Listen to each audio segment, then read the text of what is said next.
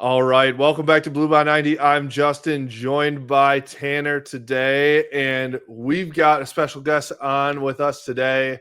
Our friend, shotgunning partner at the tailgates, friend of ours, now professional out there in the Michigan recruiting world. Rivals, Trevor McCue. Trevor, appreciate you coming on with us, man. Of course, man. There's video evidence that I am not good at shotgunning, so It's all right, man. Nobody can beat me on the Bongzilla. Yeah, I don't know if you've done that, but I can handle that. I can handle that better than I can shotgunning. People might dispute this, but 2023, I was just like the football team, never lost. So they can. I'll take that. They can argue all they want. People say, "Oh, you didn't win." No, I won all those. Yeah, well, and I always have Waddy with me, so I look ridiculous. I mean, it's hard to look good next to Waddy when he does it. So shout out to Waddy. But appreciate you joining, man. I think we're as in the middle of off season as you can get right now. But I say this all the time, but like I want to enjoy summer. But then Waddy, speaking of the man, puts out posts of, I want to be back in the big house too. It really, we are in that exact time. We put out the video of 2021 Ohio State and just like pump it up straight into Seven Nation Army. I swear to God, it was my own video that I put out and I still watch it like 100 times every time I scrolled and saw it. It's just, I want to be here in summer. I want to enjoy a boat, every so often in Michigan, all that. But I'm still very ready for the big house. That's the most bittersweet thing about football, right? Is like you don't want summer to go away quick, and then you want football to get here. Then it's over so fast too, right? But yeah. Dude, that 2021 video, man, that brought back memories. I remember being at your tailgate, and like our vibe, like nobody wanted to say it. We were all like supremely confident for some reason. Yeah. Yeah. There was some weird thing in the air where like, dude, I think we're winning this game. I know. And I had never, sorry to interrupt you, but like, swear to God, I never felt that way. Even in like 2016, 2018, like I didn't feel that way, but there was something in the air that day. It was really weird. And then because I remember going into the stadium in 19 and being like, oh no. Right. And it was like 40% Ohio State fans to begin with. And then Dobbins fumbles that ball and it bounces literally like right back into his lap. And I remember being like, oh, that's it. Like they're already, but 21 was like cinematic from the beginning, man. The synergy. I remember I talked to Trevor Keegan after when the 23 season ended about that day and just the way the sideline and the crowd and everybody was working together. And it was just an incredible vibe. And you could see Ohio State all bundled up and cold. They didn't want to be there, man. They didn't want to be there. I'll say as somebody who I was not at that game, unfortunately. I made up for it by going to 23. But that week, you beat the brakes off Maryland going into that week of the game. And you just kind of felt, hey, Aiden Hutchinson is going to have a hell of a game for this to happen. And there's going to have to be things that go right. They all happened. And I don't know, like for you guys, it felt more like a quiet confidence where you're like people, like they like to, rib you and stuff at that point because it's like, oh, you can't beat them, and friends that aren't even involved in the rivalry like to give you a hard time. But you just kind of always felt like, I don't know, man, there's something about this team, and I feel that they can get that monkey off the back. And then in the game, when Michigan answers every single time the bell, you're just like, wait a minute. And the moment that I knew that game was over is when it wasn't Denzel Burke. Who was the Ohio State defender that? What's that? Brown. Yeah, when he ripped off Roman's helmet and every single Michigan offensive lineman came, I'm like, Michigan's winning this game. They are not losing this game. So that's exactly what we could do. We could do like a full documentary series podcast on just that day. Yeah, that day, 22, 23, 24. Yeah, the trilogy. I guess quad now, but I could do a podcast talking about that day that was longer than that actual day. Like that's right. But it is. I mean, those are the fun things to look back on. Now the Haskins photo. It's probably too dark. Oh, there you go. There you go. I mean, that's a great one. I've got that here somewhere too. I've got Rod Moore JSN over here somewhere. I think that's Patrick's pick. Oh yeah, it's Patrick's Pretty pick for okay, sure. Okay. All right. Shout out Patrick Barron. Go follow him on Twitter. Man. He's the man. All right, but anyways, there are some things that are going on currently with Michigan football. One of them being a big visit this past weekend from Michigan's the number one guy on the board, I believe, right now, whether regardless of position, Savion Hiter. 5-star running back. Is he 5-star or 4-star? Oh, he's 5-star. Absolutely. 5-star for sure. Is it across the board, every site? We'll see with July 1 when we come together on 3. Yeah, I know he is on 247 on theirs. I believe in the composite. He's a 5-star talent. I don't care what the rankings number are. one running back in the country. It's not close. Yeah. And so, I mean, I think I want to just talk about really, as we're talking about 2021 and even 22 and even a little bit of 23, Michigan just hasn't gotten these guys to even come to Ann Arbor prior to the last, call it 24 months. Right. And so, can you just touch on a little bit from your perspective where Michigan is at in NIL right now and how, the recruiting landscape and how they approach is, and just like the fact that, obviously Bryce Underwood is here on campus, but it just feels like these types of guys were not even making visits, pre-2022, pre-NIL. Now Michigan is one of the big dogs in terms of, always getting these 5-stars to come and take a visit. Yeah. I mean, it's a big question, right? But I think, when you think of the different eras of NIL, right, when the doors first blew open and the NCAA frankly said, here you guys go, and like allowed chaos to happen and was intentionally not policing things. Right. Michigan was very hesitant to get involved in that Wild West scenario, right? And that was towards the end of Harbaugh. That was 21, 22, and 23. And Michigan fans were frustrated. And who were the darlings of that era? Miami, Texas A&M, Michigan State, who we'll see what recruiting violations are. If they're probably nothing significant, they're probably stupid. But from that era, right? So Michigan for a while was basically out of it on top 100 and top 150 kids. Now, the foundation of something they built then that led to a national championship and continues is they were using NIL to reward the players that were here. Right. And to get players to come back, right? That was a big piece of, you'll remember better than me, Justin, which was one more year or which order they came in. One more year fund was first, and then there's those who stay. There you go. But yes, go on. Massive, right? In terms of getting guys to come back. And frankly, just from we talked about an ROI standpoint, do I want to invest in a college transfer who I've seen play college football or a 4-star defensive end that Miami's throwing a bag at, right? Totally. But when Sherrone first took over and there was all this talk about continuity and what was going to stay the same, the one thing he said was going to change immediately was recruiting. He made that very clear. And that wasn't just going out and getting NIL. It was enhancing communication, enhancing the way visits are handled, everything in recruiting. And we saw him immediately implement this plan.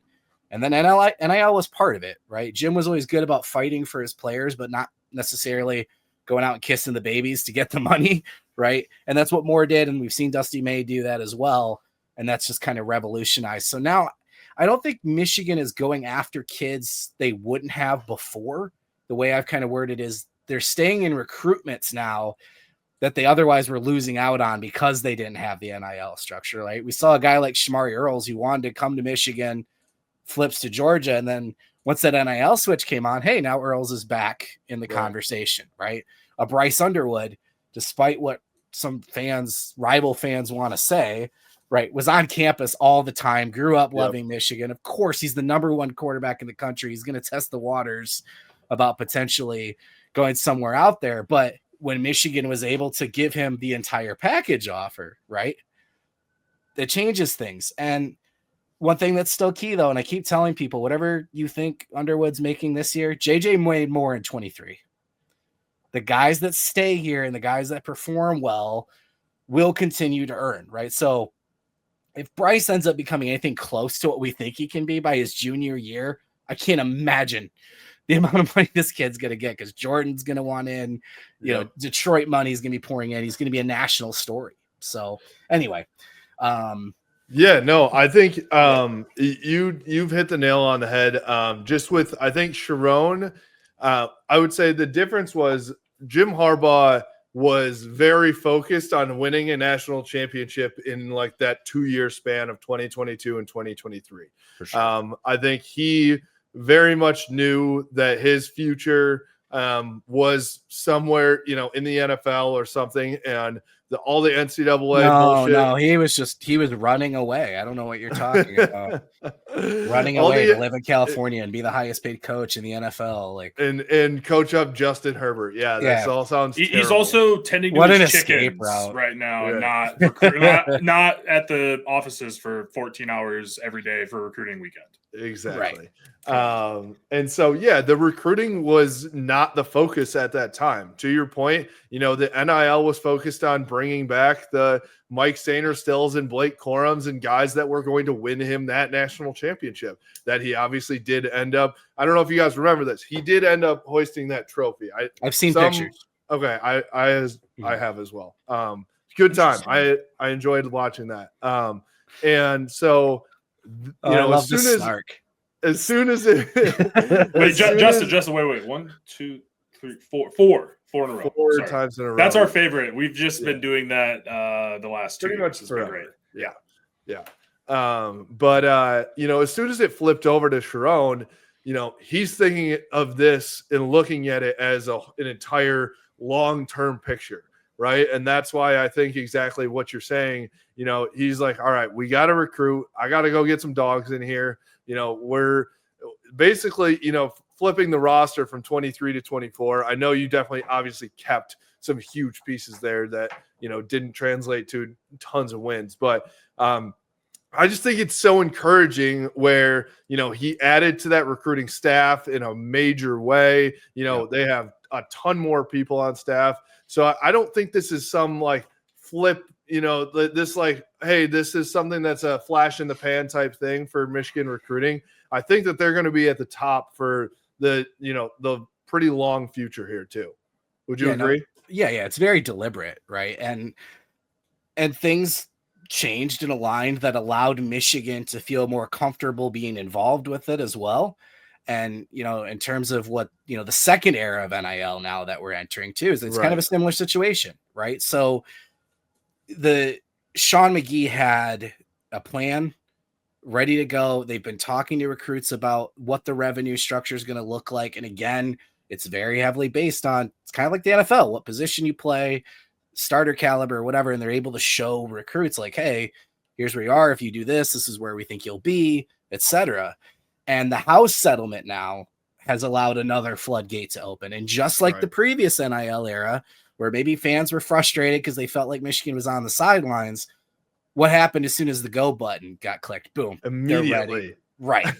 And I'm telling you, whatever you think about the NIL clearinghouse and the legal stuff that's going to continue there, there's going to be schools caught off guard by this, right? For sure. Who have their deals are not legitimate in the sense of business partnerships where the player's giving something to the business and vice versa. Right. And Michigan has done such a good job at the team program level, at the recruiting side of it, with the collective. And we've seen whether it's bringing in the third party with LTS and the GM there, or the fact, I think it's 8 to 10 people now are on staff inside Michigan as well, a part of NIL. Right. So there's just this unity and compliance and everything that's come together to make Michigan a top 5 NIL dog, which they should be. Yep. They should be. There's a way to be Michigan and have this, the thing everyone hates about Michigan, the elitist, you know, leaders and best attitude, and still be a part of NIL. And I think that was the part Sharon got was, look, these kids know what they're worth. Right. We're going to sell them on Michigan, the culture, the development, but we're not stupid. They're getting 400. They're getting 500 from somewhere else. There's no reason we can't provide them that opportunity as well and more. And I think you're seeing that with a guy like Hiter, right? Because let's be honest, those 21 teams, there's a lot of luck involved there. Ohio State tells JJ no. Donovan Edwards is in your backyard. Will Johnson's a legacy. Aiden Hutchinson legacy. Like a lot of these guys had that connection to Michigan, and it was beneficial. Now you can go get a guy like Hiter, who's an absolute fit and should consider Michigan, and recruit him and have these conversations where, hey, this is what you're worth, and we're going to make sure you get it. Do you think, like, obviously the go button that you mentioned with the House settlement, and I think that had been reported on pretty heavily across the Michigan landscape, that Michigan is not going to overpromise and underdeliver like a lot of other schools would. So obviously that's part of it. But do you think there's anything as far as putting some of those, self-imposed restrictions that's kind of behind them now? Is that also kind of compounding and letting them get out on the, in terms of the guys they're bringing in, they just have a little bit more leeway now with those things behind them? Yeah, I don't know. I kept saying the same thing for weeks and months while some people are trying to create this like Michigan panic where I'm like, do you guys not remember how Michigan recruits every year? First off, right? Like this isn't new in terms of the spring, summer, fall. And then, I kept bringing up this house settlement thing. Like, oh, they're not talking numbers. And part of that too is like these schools that go, hey, we'll give you $1 million, commit right now. Like that's their strategy. You're on the visit. You're never going to love me more than when you're on an official visit. Right. I always love when people are like, well, how did the visit go? Dude, visits don't go bad. Right. It's right. They're treated like loyalty. You want to know how a visit goes? It's you get to come and you get usually served incredible food. It's all about you. Everything's personalized. You get to put on all the gear, chains, whatever. You do a photo shoot of yourself. And then, this is where people don't talk about this. Then you like go party on campus with, all the college kids and whatever else. Right. Like, it's literally like toting around, a 5-star, like red carpet style thing. Right. Yeah. Visits are going to go well. If a visit goes poorly, like, I don't know what these teams do wrong, if I'm going to be honest. Well, I mean, it goes back to enhancing not the communication piece too. Right. And making sure like you actually know this person and you know what's important to them and their family, and you're not making the wrong pitch, if you will. Like that is part of it too, right? But generally speaking, like they're never going to be more in love with the idea of your school than that moment, right? Right. It's like when people go on The Bachelor. Well, of course you're in love. You're taking helicopter rides for your first date. Like, so some schools try to capitalize on that and create this almost ultimatum situation. Like, hey, dude, you want to be, you love it. Here's $1 million, but we've only got one spot, and they get them to commit right away. And Michigan's never done that. They believe in the long game, right? And because those recruits tend to stick a little bit better, those recruits tend to have gone through their own pros and cons checklist. And when they do commit, feel good about committing. You feel good about the reason they committed, right? So like with a Hiter, do you tell him you don't want him to go on that Tennessee visit and potentially hurt your recruitment of him? Michigan doesn't do that. They have to believe in what they've done and just hope that it wins out in the end, right? Don't tell the kid what to do.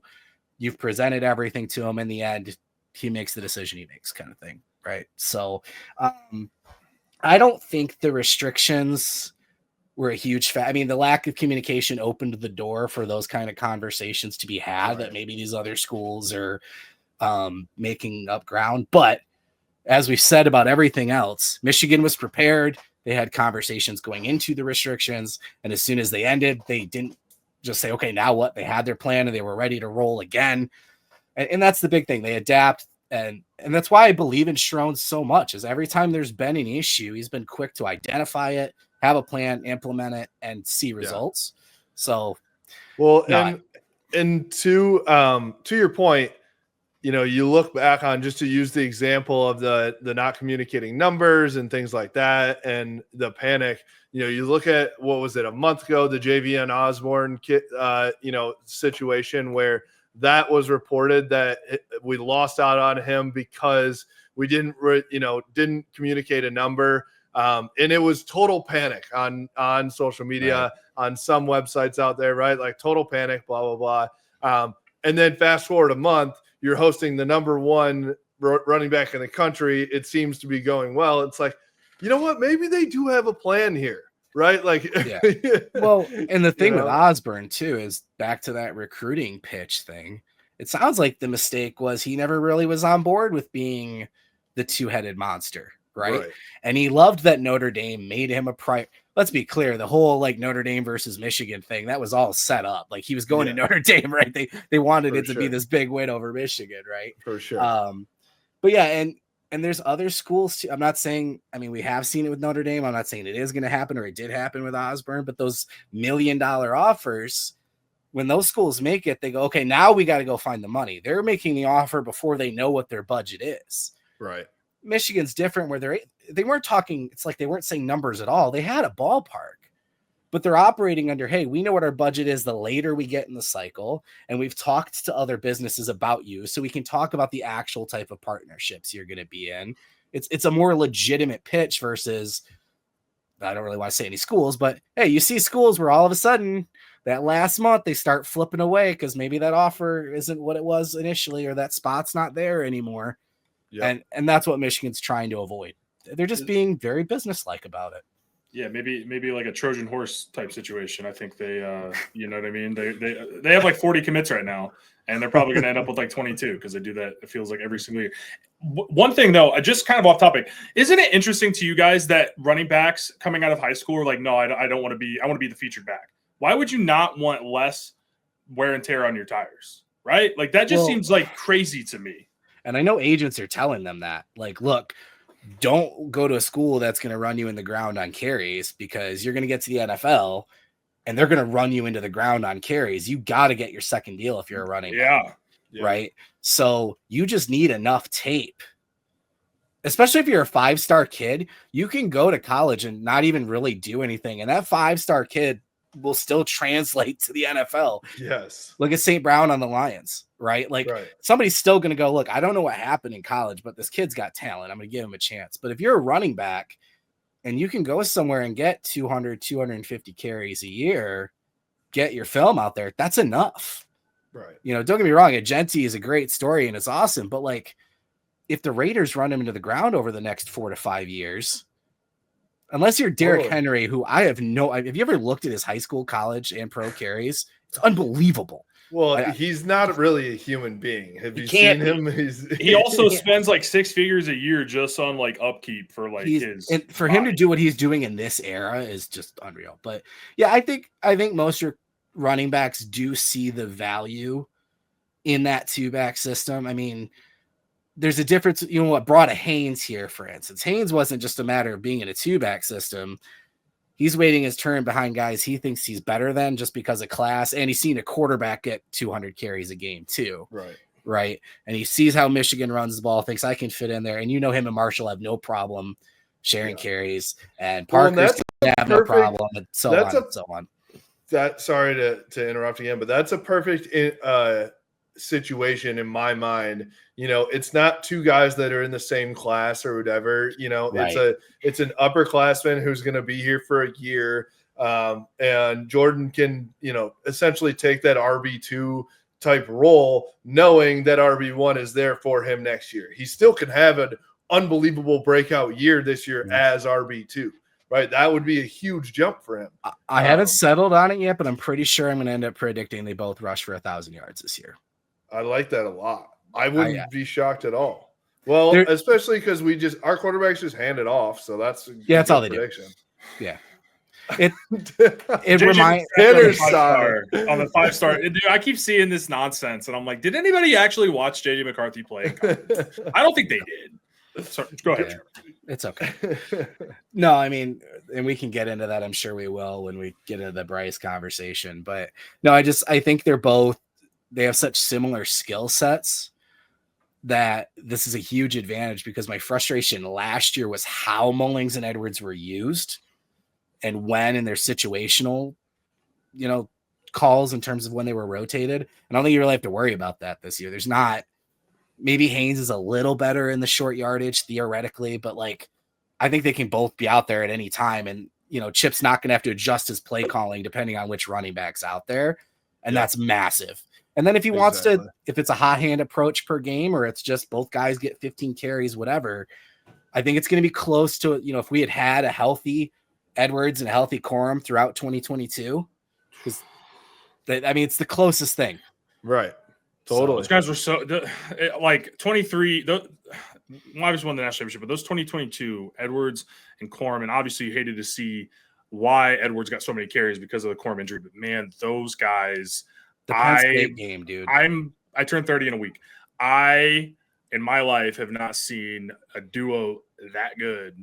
I don't think in my life watching Michigan football. And maybe there's some before my time, but I mean, to go from Corum, where he probably wins the Heisman if he doesn't get hurt, because that was kind of a toss-up year with Bryce Young winning it at that point. But with Donovan sliding in, I mean, dude, he was unbelievable. That Purdue game, 200 yards, Ohio State 200 yards, like it was ridiculous. You couldn't have painted that better, where, okay, you lose out on your Heisman guy going into maybe the biggest game at the time, like the history of the rivalry, right? Yeah, like both undefeated. Both undefeated. What was it? 1 versus 2 and 3. 2 and 3. Yeah, for Donovan, there are so many things that you can say about Donovan, good and bad, over his career. He's a Michigan legend for just those games alone, right? So which one? Exactly. Real quick before love that, dude. I mean, those are unbelievable. He's a legend for those sound clips, really. He's just a cool dude. I have to say real quick before we get off the Savion Hiter talk and running back talk, Yeah. I saw a comment, and I don't know if it was Message Board Geniuses that posted it or it just made its way to a Michigan site, but an Ohio State fan was like, we were freaking out when we lost on Donovan Edwards. Yes, Donovan Edwards did not have the most consistent career, but he went 4-0 against Ohio State. He had 2 touchdowns, 216 yards in 2022. He threw a pass to Colston Loveland, I believe. Was it Loveland in 23? That was a huge set up for a field goal. And then, help win a national championship. So, look, I want Savion Hiter to have, if he comes to Michigan, to have a consistent career, but I'll take those numbers too. 100%. You watch, that dude's gonna have a career with the Jets, man. I think that's a really good fit for him. Yeah, if somebody knows how to use running backs out of the backfield that's what he was always supposed to be, and it never came to fruition for some reason. Him, Hall, and Braylon, that's sick too. I think that's gonna. Yep. And he's got Engstrand calling his place. So yeah. There you go. Want to give a quick shout out to Feldman Chevrolet of Highland. They are our title sponsor here for the podcast and of Blue by 90 as a whole. So go check out feldmanchevyofhighland.com. They've got a huge used car lot there, as well as a bunch of new leases, and they've got some really good deals. I was just there with Donovan McCulley the other day, getting him hooked up. So we got number 1 in a Chevy Silverado there. That thing was sweet. I know. He blacked it out. They got it tinted, blacked out rims. The thing he was going off about, like, he took it for a spin while he was there. He's like, this system in here is insane. So he was just bumping in that thing. And I was like, dude, all right, Feldman hooked you up. So, got to get the boys right. And then little preview here, July 12th, we will be there with a live podcast. And there might be a certain quarterback plus some other players that are signing autographs there as well. You talking about me? Yeah, you for sure. Couple Heisman's of Road to Glory. Just some athletes there. Virtual athlete. Yeah. We will so check out keep an eye on our page and Feldman's page. We're going to be launching that here soon, but July 12th, you're going to want to be there from 2 to 4 p.m. And so Feldman Chevy of Highland.com. Also want to give a little shout out to Valor Strength and Performance. They are a new gym here in Ann Arbor, right off of State Street, right off the highway. I've been there tons of times. It is literally like the top of the top type of equipment there. And so they have unbelievable therapy, PT. They've got tons of equipment, tons of stuff like that. So whether you're an athlete or just want to train like one, Valor Strength and Performance in Ann Arbor is the place to level up with expert-led classes, physical therapy, Pilates, cold tubs. and recovery tools all under one roof. Valor isn't just a gym, it's where strength meets longevity. Train stronger, recover smarter, be Valor. Appreciate them. And so next I wanted to talk about you, Trevor, and your squad over there. More importantly than Bryce Underwood or Donovan McCulley or anything. Right. Let's talk about Trevor McCue. So you guys have some news over at Rivals. You guys are teaming up with the On3 team, right? Yeah, so big full circle moment for those who don't know. Shannon Terry originally was part of the Rivals launch and sold it to Yahoo Sports. And then down the road, launched 24/7, sold it to CBS, and then launched On3. So he's been behind all three, but Rivals has always kind of been his baby. So which is what a like, I don't even know, what a business move to just have all three going. Unbelievable. Yeah, it's pretty smart, pretty savvy guy. So he has brought On3 and Rivals together. At the national level, it's going to be huge. So On3 will continue to cover college sports, NIL, the transfer portal, which they were way ahead of, right? When On3 launched, that was the piece that they really understood. And frankly, us at Rivals really were never able to compete with what they had from a transfer portal and NIL standpoint. The Rivals brand, which has been around, going back to the late 90s, right, is synonymous with recruiting. It's synonymous with high school. So all the recruiting coverage will follow under the Rivals brand. So nice. At a national level, the folks you see associated with recruiting at On3 will now be under Rivals, and then the college folks will stay at On3. For us at Maize and Blue Review, we're really fortunate that we get to move to the On3 platform, and all of our subscribers now will have access to resources we just haven't had before, right? Like I just said, all of the Rivals recruiting coverage, all of the On3 college coverage, plus everything we've always provided in our message board community as well. So we're really, really excited just to be able to have that extra piece, because the guys at Rivals, the national recruiting and then the regional guys as well, who a lot of those guys have all stayed because of the great job they did, have always been fantastic. But obviously, just from a platform standpoint, On3 just offers a ton more to folks, and now our subscribers are going to have access to that as well. So that'll begin on July 1. We'll have more information on, I think our sites like On3 Maize Blue Review or something, but we'll make sure all of our Twitter accounts and everything reflects those changes. But in terms of what we do and our coverage and where we are, everything stays exactly the same. We just now get to offer a lot more resources to our subscribers with this awesome On3 Rivals unit. It's more of a merger than an acquisition, because both brands are going to continue to operate. Awesome. Super cool for your subscribers who have been there, from day one and everything. Yeah, and absolutely. There's so many places to get all your news nowadays. So really cool that you guys are doing that. And I have to imagine that you might be talking about Bryce Underwood a little bit here on both those platforms for the next, 9 months to 3 years. But report came out the other day. I believe, was it Matt Zenitz that came out with a report that Bryce is, looking like the number one guy in the QB room, and he's kind of the front runner. And I think the words that he said was that he's living up to the hype already, which again, I kind of laugh at some of those things. It's like, all right, he's had only a handful of practice, spring practices, some workouts and stuff like that. So how do you, can you really live up to the hype if you haven't stepped foot on an actual field for a game day? But, what are your thoughts on where we stand with Bryce here, mid-June moving into the season? Yeah, I'm with you on that. I recently did a by the numbers series where I took the best freshman seasons, I took the best Michigan seasons, I took the best Chip Lindsey seasons, and tried to come up with some realistic expectations for Bryce in his freshman year. And I think you can separate the two, right? What he does on the field going into this year versus the expectations and where he's at now, right? He's going to make freshman mistakes. Yep. He just is. He's probably going to throw some bad interceptions. He's, it's how he learns and bounces back from those. But in terms of where he is now, back in the day, you couldn't start a freshman because they just weren't going to be physically ready. Right. And everybody, I think, knew how big he was. But then going back to the bowl practices, it was like, whoa, right? This kid's 17. Like, so just physically, it's unbelievable where he's at.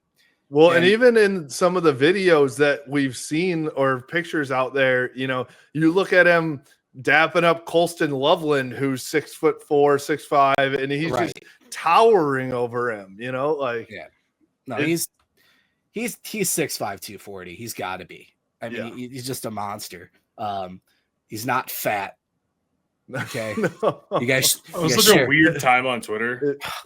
That one belly pic, like, are you kidding? He's got to go on Instagram and be like, still got a six pack, guys. You know, yeah, so weird. Which so also, weird. if he's fat, then I'm feeling real bad about myself. I'll tell you that right now. But where I think the hype is coming from in terms of what you're talking about is you would expect a kid who, let's be frank, has already been put on a pedestal since high school and has had the type of pursuit that he's had and had the type of dollars enter his life that he has, come in with a level of arrogance or cockiness or whatever that would have to be tamed down, right? And that the veterans would have to be like, listen, kid, right? And there'd be some of that. And that hasn't happened at all. It's been the exact opposite. His maturity has really impressed coaches and players, right? I think that's been the thing too, is even after the spring game, you've got TJ Guy, Jordan Marshall, you know, whoever that's been around, they're talking about Bryce like he's the leader of this team already. Right. And that's not because of his recruiting rankings. They don't care about that, right? But the way he carries himself and the way he practices and everything, he's already won this team over, right? I'm kind of bummed Mikey Keene wasn't healthy in the spring because I do think Bryce would have won this job outright anyway. But there was an advantage that only him and Jaden were throwing passes. I think that helped him. But there's players who were starter level on that national championship team with JJ who have already said they think he's better than JJ now. I don't know if that's true. I don't think it is, and I don't care. But the players believe it, right? That guy's starting. Like, whatever debate people think is out there, like, he's going to get a chance. He's like, what are we talking about, right? So, look, if it's the cliche first in, last out stuff, you know, the work ethic and what he's doing in the meeting rooms and film, like all that stuff's out there. But, I mean, the coaches haven't been able to help themselves. They haven't even really tried to be like, well, you know, he's got to earn it. And, you know, when everybody asks them about Bryce, they light up, right? And sometimes you see him catch themselves like, well, yeah, obviously he's got some things to learn. But no, they're so excited about this kid because of what he's shown them already. Again, that doesn't mean he's not going to have bumps and learning lessons when he gets on the field. But the way he's carried himself and the maturity and the way he's not just being, hey, I want to be the starting quarterback at Michigan. Let's be honest. He's already the face of this program. He just is. And he's carrying himself really well with that pressure. I just wonder if with how much more advanced learning these guys do in middle school, into high school, at the quarterback position, I just wonder if you've seen it, right? I mean, you go back to Michigan 20 years ago, Chad Henne. I mean, he slid in and Gutierrez gets hurt. And I mean, Henne was a 4-year starter and, you know, set a lot of records and had a very long NFL career. But you look at guys like Trevor Lawrence.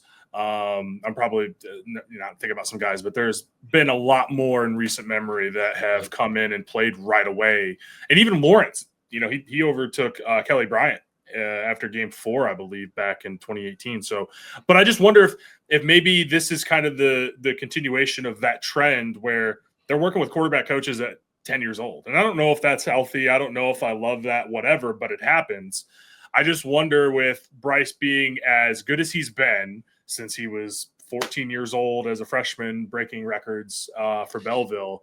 Like, you just wonder if he's just so prepared for this moment because he's been hearing it for the last however many years that he's the greatest thing ever and it just doesn't affect him. Like, everyone talks about that pressure and all the things that have been written about the NIL deal and all the nonsense.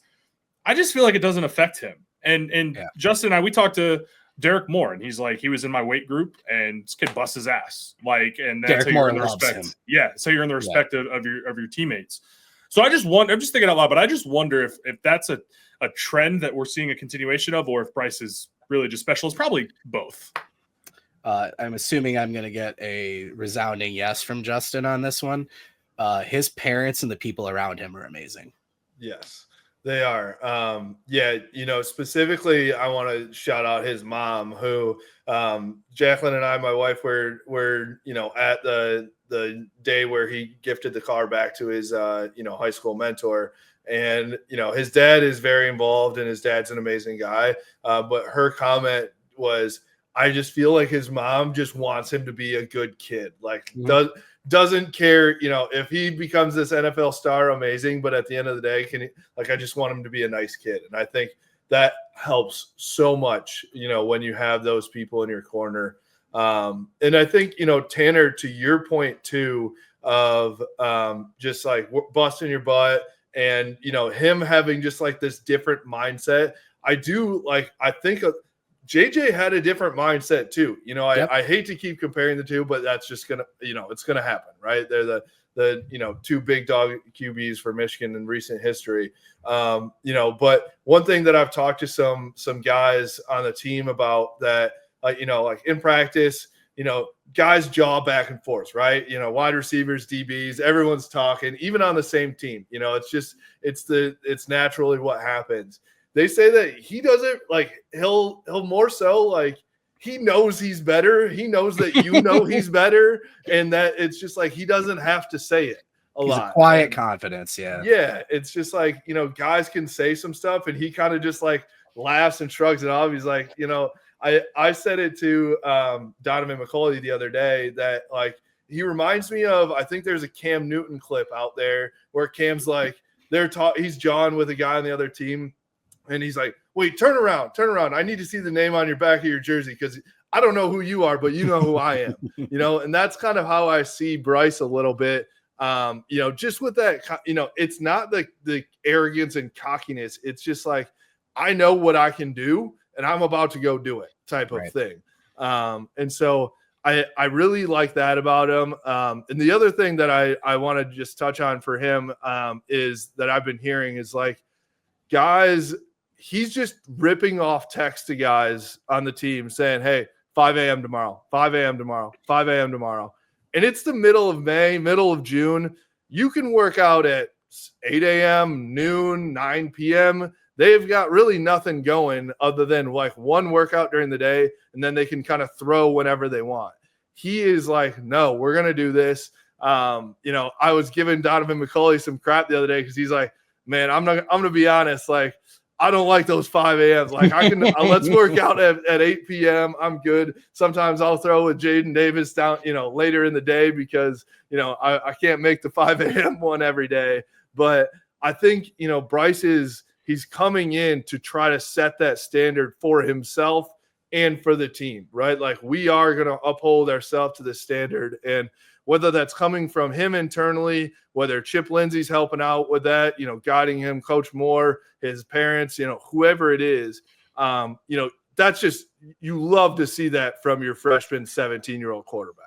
Right. And that's the earned respect and the earned leadership, right? Like, you're the quarterback, so it's like naturally people are going to expect you to be, but like that kind of stuff where you got a fifth-year guy going, oh, all right, Bryce, I guess, like, again, you got to tap yourself. He's 17, dude. Right. It's remarkable. But yeah, I think the people around him, I was talking with one of our national recruiting guys because the most recent video he put out got a lot of attention, and all of his videos he puts out are really well done. And we were talking about, it's just so funny because during his recruitment, like, he didn't want to do a bunch of interviews. He didn't want to do these going. Yeah. But he just wasn't super comfortable with it, but he's got this team around him. And I think that's what's so important is it's a professional operation. He's his own business at this point, right? Yeah. But they're doing such a good job of keeping that separate and just letting him focus on football. Every kid thinks they're going to win a natty and a Heisman and have those kind of aspirations. But when he talks about those goals, it's deep and he means it. And he knows the work that has to go with it. I don't think he thinks his natural talent's going to get him there. And that's really, really impressive for a kid his age to have that mindset. And that's where all this confidence and hype is coming from. It's It's that stuff. It's the intangibles. Harbaugh would have loved him. Obviously, I'm with you on the JJ stuff. I think he reminds me a little bit of Andrew Luck too, especially the way like he talks. If he's a nerd like Andrew Luck, I think we're in for some fun years, guys. I'm just thinking about what you said with the trash talk on the field. Like Luck had a good way of like almost making you like him, and it's like, stop it, right? Like, you know what I mean? So I mean, it goes back to that. There's just the pictures of him smiling on the field and different things like that. I really think that's how he carries himself a lot. Oh yeah, and I talked a lot about after the spring game. I have never seen anything like that at Michigan. The stardom and aura that he already has. Harbaugh's first game in 2015, that the Oregon State game, right? Like some of that, but like every recruit, the parents of players are like going up to him to get pictures and autographs. And like this mob is just following him as he leaves the field. And I don't know, he just looked so natural with that environment. I mean, that's again, you're 17. 50,000 fans and these people mobbing after you. And I don't know. I always talk about the Justin Bieber thing when everybody was like, oh, he's, look at all the trouble he's getting in when he was younger. Bro, if I was 18 and had that kind of money, like I would have been acting crazy too, and it's just, again, the people that are around him are doing a great job. And he deserves a lot of credit. And then we'll see what he is as a football player. Right, that's still to come. That is still to come for sure. Congratulations, night game, Oklahoma, week 2. Yeah, exactly. Exactly. Tanner, you got something for Trevor before we sign off here? No, man. I was gonna agree with him. I mean, the 5 a.m. workouts, that's very JJ McCarthy like, right? Like the stories of him and Andrew. Speaking of Oklahoma, Andrew Anthony and Donovan getting workouts in after coming home from the Nebraska game in 2021, which was a night game. Like I lived in Omaha, Nebraska at the time. I didn't get home till about midnight, and from Lincoln to Omaha. These guys flew back to Ann Arbor, and they were getting a workout in after the game. That's very well. And he's doing private workouts too, right? Like he's making sure he's spending time with each individual receiver so to get to know them and be on the same page. And it's very So it's very much McCarthy-ish. If that's how Bryce is going to be. You can't say McCarthyism, right? No, I had to say ish. I caught myself. No, but I think it's JJ ish. But if he has that level and even maybe more so than JJ, and JJ is an incredibly hard worker, obviously, but feeling pretty stoked about that. Trevor, you mentioned some things as you were talking. I was like, oh my God. Let's get to August, man. I'm ready. Let's get to August. And camp's like 6 weeks. We're actually not that far away. So, I just realized I went like this. I'm just pitting out. That's bad. I'm glad this is at the end of the podcast so that hopefully everyone's dropped off by now. Yeah, they close out their tab. But yeah, even exactly. Even just spending some more time with Donovan McCulley. I'm super excited about him too. Yes. I think that the receiver room is so much different than it was a year ago, and that's going to help Bryce. He actually mentioned, I think some people will like this. Like he mentioned how just on the same wavelength him and Bryce have been already a lot where, even when it's like backyard football type situations, they've, kind of been on the same they've been in sync there. And so I'm super excited about that. Having a 6'5" guy that can go get the ball. Like we haven't seen that since Nico, who wasn't even used right, And so, I'm very excited for the whole offense. I think to your point, Trevor, back when you first started this conversation was like, we're going to have to tell ourselves to temper expectations.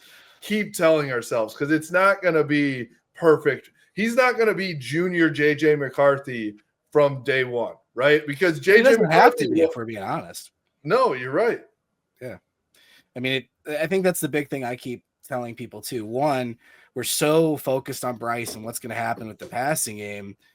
We're kind of ignoring what we talked about earlier, which is this elite running game that they're going to have at their disposal, right? And I think the defense it is so to have that continuity coming over. And after they finished last year, that's a top 5 unit coming into this season. And I've said to folks, look, if you had Bryce or, whatever situation at quarterback last year, do you beat Illinois? Probably. Do you beat Washington? Probably. Yep. Do you beat Indiana? Probably. Yep. That's 10-2. Right. So Bryce doesn't have to come in and be 2023 JJ. And I think they can do some of the game managing stuff early. Yep. But the biggest thing is just some of the intermediate throws, letting him take a couple shots. And it's all about execution, right? Even JJ with some of those deep shots, if they connect on 4 of those missed ones, his numbers go through the roof. Right. So having a guy like McCulley that can give you the third down targets, the red zone targets, using Samaj correctly, having Fred Moore out there, having running backs involved, I think the offense will take a step in execution alone, and that's going to make them look more explosive and more efficient. And when Michigan's been at its best, they have the threat of a running quarterback. And that's not always turned on with Harbaugh. I don't know what that'll look like. And obviously, we talked about how physically ready he is. It's a different game. We don't want to get. If I see a fake RPO, I'm going to lose my mind. I'm going to lose my mind. But his legs. I mean, you watch his high school film, man. He's a better runner than people. He's a fantastic runner. So yeah. I mean, his comp. I've seen Cam Newton. I've seen Vince Young. So I know, but just the physicality that he runs with, I think he can add a big layer to that run game and add a different dimension that's going to keep defenses honest and let Haynes and say Josh Allen. It's okay. Oh God, it's June 18th. We are. I don't know what to do here. We need. You said we got to temper expectations. In my head, I'm like, I will not. I won't do it. We are in trouble. I'll tell you that. But Trevor, appreciate you so much for joining us today. Super excited for you guys. Thank you. Keep moving on up with the On3 team. I think that's going to be a great situation for, everybody involved there. So very excited for you. Just excited for you in specific too, and your career. It's been cool to watch you grow with Josh and the Rivals team. And for everybody who's listening too, Trevor does amazing work, very unbiased, realistic, not clickbait. Like, this is everything I want in a reporter right here. Just very professional. So go check out all his stuff. I'm just picturing all of the Ohio State fans clipping that. Yeah. It's got to be better than the last one. Did you see what the last thing was from the last time I was on your show? No. What was something it? happened? I don't think it was me. It didn't look like it was me, but there is clearly a fart sound on our pod. And one of the Ohio State fans is like, I've blocked him since, because I block a lot of those guys. But like, he's still to this day will comment like, "Did you see what Trevor McCue farted on the Blue by 90 pod?" No way. That's half our viewership right there. I'll dig it up for you afterwards, because that's good. I keep the gain down on the mic. You know what I mean? Just make sure. And that's the thing is like, too, I'm like, the way my mic works, I'm like, it definitely sounds like one. Like, there's no doubt. That's hilarious. But I'm like, I don't really know how to answer that. Yeah,